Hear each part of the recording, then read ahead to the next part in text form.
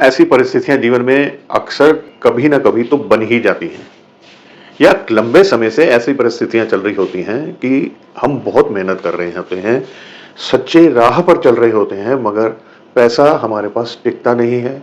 कर्जा है तो उतर ही नहीं रहा है, जितने मर्जी प्रयास कर लिए जाएं। घर में कला कलेश भी है, संतान नहीं हो रही है या विवाह ही नहीं हो रहा है, और बहुत ऐसी तकलीफें हैं जैसे बीमारी हो गई, कोई भी आपने जीवन में कुछ लेना है और लेते ही कुछ गड़बड़ हो गई, यानी कष्टों की भरमार ही भरमार लगी हुई हो।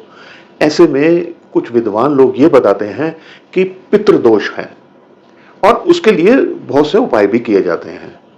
अब चाहे पितृदोष हो या किसी भी ग्रह का दोष हो, शनि, राहु, केतु या कोई भी ग्रह, और आपको बहुत पीड़ा महसूस हो रही हो, तो ऐसे समय में एक पारंपरिक उपाय है और पुरखों से हमारे ये होता आ रहा है उपाय, लेकिन मैं आज जिस तरीके से आपको बताने जा रहा हूं, आप उस तरीके से यदि करेंगे तो इस उपाय के पूर्ण फल भी ले पाएंगे।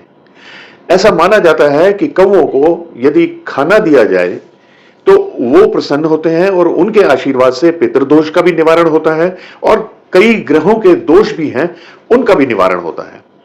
अब कौवों को खाना देने की तरीका यह है कि जो भी आपके घर में किचन में रोटी पहली बनती है, उस रोटी को या आधी रोटी को आप कौवों को दें। लेकिन जो उपाय मैं बताने जा रहा हूं वो इस प्रकार है कि शुक्रवार की शाम के समय काले चने आप भिगो दीजिए थोड़े से, और शनिवार की सुबह काले चने ले लीजिए, चाहे तो इसमें थोड़े से उबले हुए चावल मिला सकते हैं, और जो रोटी आपने निकाली है आप वो भी साथ में रख सकते हैं। रोटी आपके घर में नहीं बनती, केवल चावल बनते हैं, तो आप चावल ही उसमें डाल लीजिए और कौवों को वो फीड कीजिए। अब कुछ परंपराएं ऐसी हैं जिसमें खीर या पनीर का देने का भी कहा जाता है। देखिए, कोई भी पक्षी हो, चाहे वो कौवे ही क्यों ना हो, उन्हें लैक्टोज और नमक ये दोनों उनके लिए हानिकारक होते हैं। अब यदि हम उन्हें बहुत ज्यादा दूध से बनी हुई चीजें देते हैं तो दूध में लैक्टोज होता है, और सब्जी देते हैं तो उसमें नमक होता है।